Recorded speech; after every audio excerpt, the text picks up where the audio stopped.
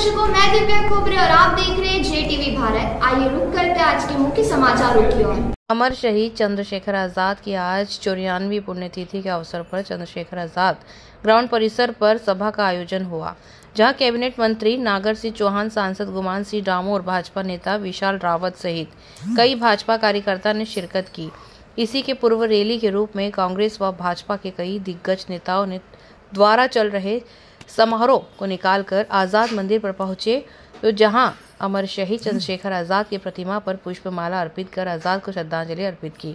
वहीं कांग्रेस के पूर्व सांसद कांतिलाल भूरिया ने भाजपा पर निशाना साधते हुए लोकसभा चुनाव में भारी बहुमत से विजय होने की बात कही, तो वहीं भाजपा सांसद गुमान सिंह डामोर ने कांग्रेस पर तंज कसते हुए कहा, कांग्रेस के पास ना तो नेता है, ना नीति है और ना नियत है।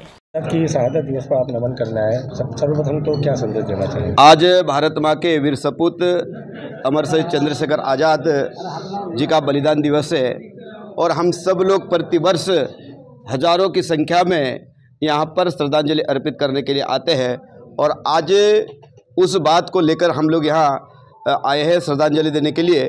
और यहाँ से हम सब लोग भारत माता की सेवा करने वाले जो लोग हैं, समाज की सेवा करने वाले लोग हैं, युवा है, हम सब लोग यहाँ से प्रेरणा लेके भारत माँ की सेवा करते हैं।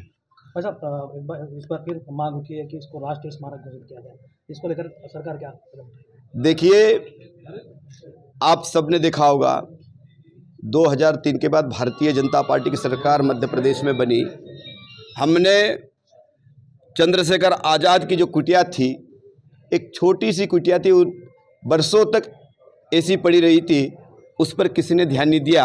लेकिन मुझे कहते हुए खुशी है, भारतीय जनता पार्टी की सरकार ने यहाँ भाबरा में स्मारक स्मृति मंदिर बनाया है और भाबरा का नाम चंद्रशेखर आज़ाद भी भारतीय जनता पार्टी की सरकार ने किया है।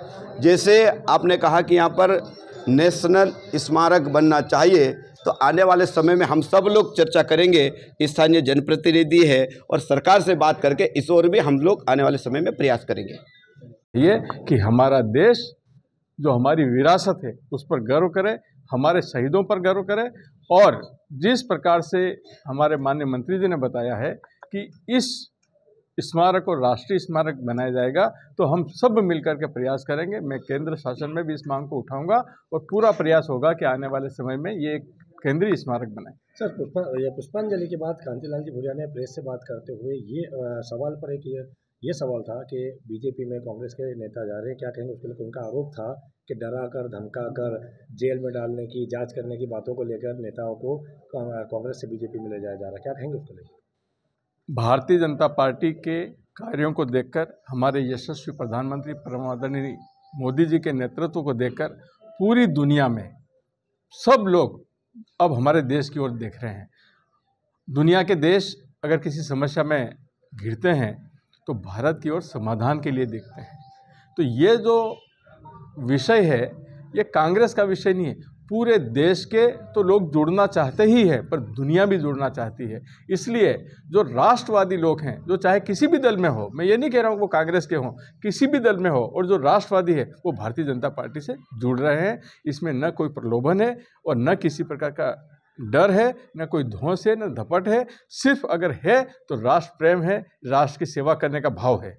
सर, नमन करने के बाद कांतिलाल जी भूरिया ने ताल ठोकी है और लोकसभा चुनाव में अपने आप को उतारने की बात कही है, क्या कहेंगे उसको लेकर? क्या आप भी उनके खिलाफ लड़ेंगे? देखिए, भारतीय जनता पार्टी ने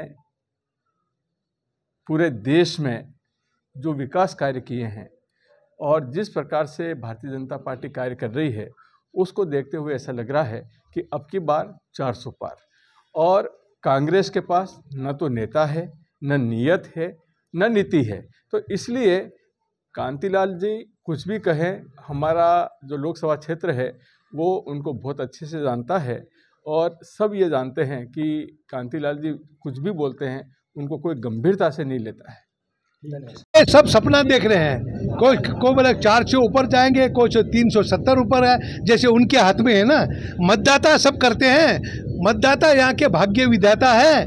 मतदाता निर्णय करेंगे कि नरेंद्र मोदी के लिए 350, 370 के नरेंद्र मोदी के किले से करें क्या? आज लोग परेशान हैं नरेंद्र मोदी से। अब नरेंद्र मोदी की छुट्टी करना है, वो गुजरात में जाके अपना हिसाब किताब करता रहे। धन्यवाद। क्या कहेंगे? वीर सपूत चंद्रशेखर आज़ाद की नगरी भाभरा में आज बलिदान दिवस पे हम श्रद्धा सुमन अर्पित करने आए हैं और उनके चंद्रशेखर आज़ाद के मार्गदर्शन पे हमें चलना है। उन्होंने जो प्रेरणा दी है उन प्रेरणाओं के दिमाग और उनकी प्रेरणाओं को आगे बढ़ाते हुए उनके मार्गदर्शन पे चलना है। उन्होंने जो देश के लिए अपनी जान निछावर की, उसका बलिदान दिवस आजीवन तक अमर रहेगा और हम सब उनके पद चिन्हों पे चलेंगे।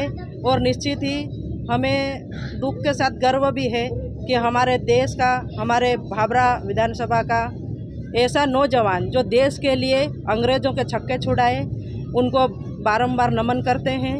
और निश्चित ही हमें गर्व महसूस होता है कि ऐसे वीर सपूत को हमारे ज़िले से जो निकल के गए और उन्होंने देश के लिए आज अपना बलिदान दिया।